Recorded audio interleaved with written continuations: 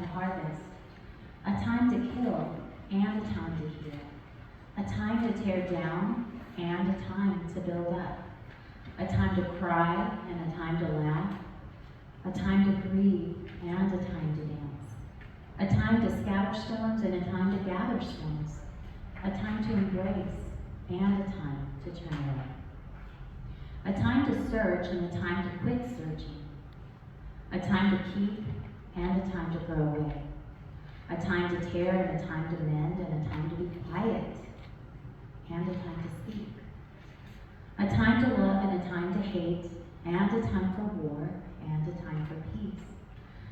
What a profound message as Solomon contrasts the different seasons of our life that are all part of our growth, part of our human experience. And let's be honest, some of these seasons are not easy, are they? They're difficult to navigate through. Yet they're such a key part of our journey in this life. In the verse, a time to plant and a time to harvest, I see it as saying that we need a time for nurturing and growth before maturity, before the harvest. And the phrase time to maturity is what they refer to as the time between the planting and the harvesting. So that means that there's something that needs to go on in between the planting and the harvesting. So when we plant something, it requires work, an investment of our effort in order to reap the benefits. In order for us to harvest, we have to go through the season of planting, of feeding, of growing, of maturing. And my friend Christy reminded me that God wants to bear fruit. He wants a return on his investment. He doesn't want us to get in our way. He wants us to bear fruit because God expects us to bear fruit of the Spirit. So in Matthew chapter 25, verses 14 through 30, we read the story of the master who, going on a journey, entrusted his property to his slaves. So he provided one with 5 talents, he provided the second one with 2 talents, and then the third with 1 talent. And the first 2 invested effort into growing their talents, and each were able to double, right, the return of their investment. And the third one, because of his fear, buried his talent. He kept it hidden. He got back what he put in, which was nothing. He didn't plant through effort, through nurturing or action. So he didn't grow. He stayed stunted. And to plant means to put into the ground for growth, to set to mind, to implant, and to establish. So a plant is something living and growing, fixed on the ground, drawing food from means of its roots. It's something that is alive and that needs to be fed. So where are your roots planted? And on what are you feeding on? We cannot grow what isn't planted or nurtured. Just ask my plants at home. I've lost a few. May they rest in peace. A time to kill and a time to heal. So can we look at killing symbolically? What needs to be put to death in our life? What needs to be put to death in our behaviors? What needs to be put to death in our thinking? And if we have to put something to death, then what is it that you want to put to life? That's the question. What are we wanting to put to life? So putting to death our old ways doesn't mean that we sweep everything under the rug and void our emotions. If any of you know anything about wound care, you may have the idea of the process of debriding a wound. Looks like someone back there shaking their head. So it's cleaning out that unhealthy or injured tissue in order for the wound to begin to heal. And that process hurts. It's very, very painful. However, you reach a point through this process that the wound begins to heal, the skin begins to heal, and it becomes nice and healthy and pink. And then a beautiful, miraculous thing begins to happen. The wound begins to close. The same is with healing our emotions. It's necessary to go through that debriding process, and it's not easy. Healing work is not easy. We don't guarantee that. In fact, if any of my clients out there have heard me say this before, I often say you're not going to leave my office feeling better than when you came in at times. At least not in the beginning, right? Because healing work hurts. And Solomon talks about a time to tear down and a time to build up. And I like to refer to counseling as a process of tearing ourselves down to the studs, right? In order to build ourselves back up. And that's a very vulnerable place to be. It feels very exposed. And, you know, let me bring out my little demonstration here.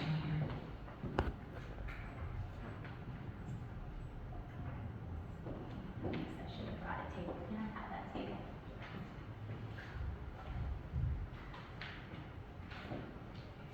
I forgot about my demonstration. But I want to show you.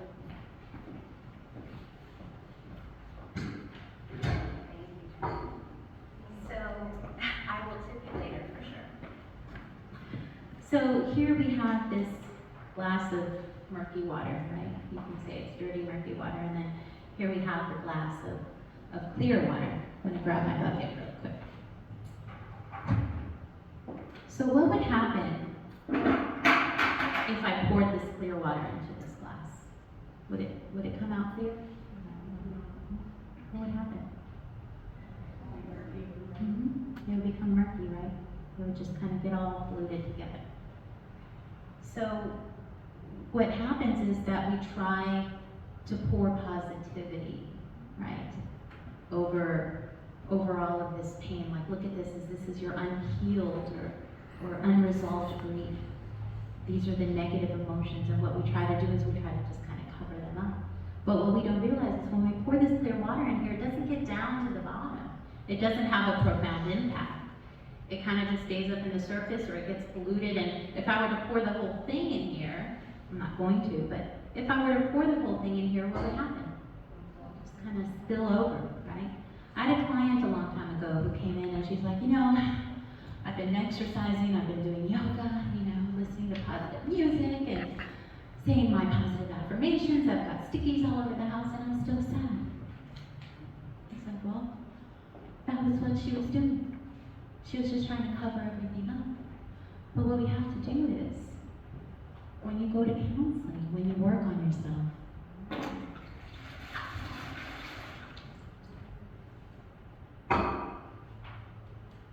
pour all that out. Get to start fresh, right? So what we need to do is dump out those unhealed emotions through our faith, right? Through our healing, through our work and our processing, so that then and only then we can begin to fill ourselves with that positivity, with that good. Because the healing process will then have that profound and that deep impact. It gets to be firmly planted in our being. And when we experience joy and the positivity, it isn't a fake happiness, right? We're not walking around going, hi, I'm fine, everything's good. No, that's not real happiness. That's not profound happiness. That's fake. Pure joy, true joy is very peaceful, very centered, very grounded happiness. So when we build ourselves back up, then we're pouring into ourselves. And look at the difference. The water stays clear. Right? What do y'all think? Y'all get the picture? So there's a time to cry and a time to laugh, a time to grieve and a time to dance. How many of you out there have denied yourself this process in an effort to appear strong? What happens when we deny ourselves the right to cry or grieve? Some of you know this about me. We lost our little baby son early in our marriage, and I've lost my father and 3 of my brothers to alcoholism. Wasn't an easy experience to go through, right? And I tried to avoid that for a long time. Did not grieve that and just kind of stuffed everything down. And I was able to skate by for a little while until I wasn't. Because it catches up with you, right? It really does. Who knows, who can relate? Who knows what I'm talking about? Yeah, because it impacted me. It impacted me greatly. And it impacted every single area of my life. It impacted my growth, my career, my relationships, my marriage, everything. Solomon shares how God has a proper time and a purpose for every experience. It wasn't until I confronted my grief that I was able to begin to grow. He says God made everything beautiful for its own time, so even our pain has a purpose. A time to grieve our pain, a time to laugh, to enjoy life, a time to grieve and a time to dance. Solomon goes on to say that people should eat and drink and enjoy the fruits of our labor because those are gifts from God. So if we do the work and process our pain and our grief, then can we also slow down to enjoy life, to be present, right? To be in the moment. Do we have appropriate balance, or are we just plowing through life trying to prove something? And if that's what you're doing, what are you trying to prove? You're trying to prove your worth? You're already worth. You're already worth. Are you pouring yourself into your work? Are you pouring yourself into that toxic relationship? What are you trying to avoid? Maybe you're pouring yourself into that distraction. You know the one I'm talking about, right? That distraction keeps you from your purpose, keeps you from growing. You avoid your grief. But there's a quote that I love by Carl Jung that says, what you resist persists. So in other words, you can run, but you cannot hide, right? It'll catch up with you. It all catches up with you one way or another. So if you cannot sit through your grief, how can you ever really expect to experience real joy? That avoidance, that stunts your growth. There's a time to embrace and a time to turn away. And when is it time to turn away? Is there a time that we need to walk away from situations or people that are toxic? Yes?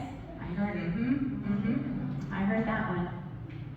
How many of us, because of people-pleasing behaviors, have compromised our values and compromised God's purpose for our life by keeping around people that didn't serve our purpose? Can I see something? Y'all don't keep me hanging. Okay? Who has tried to no avail to rescue that one friend at the expense of your own people? Or who has tried to no avail to rescue that one family member? Because family, you can't get rid of them like you can friends. Try to rescue that family member again at the expense of your own peace or at the expense of your health. Right? I saw a post on Facebook that said that a shark in a fish tank will only grow 8 inches. Yeah. But in the ocean, it'll grow up to 8 feet. And the shark will never outgrow its environment. And the same goes for you. So many times we're around small thinking people. And that stunts our growth, right? So change your environment and watch your growth. How does hanging on to what doesn't align with your purpose serve you? Hang around people who you wish to be like, who inspire you, who speak life into you. There's a time to search and a time to quit searching. There's a time to search, to seek wisdom, knowledge, and understanding, a time to search so we can heal. That's what we did today in our groups. But sometimes we get stuck on the why. Anybody ever get stuck on the why? And that stunts our growth. Why did my dad not come around? Why did he make promises he didn't keep? Why did my mom leave?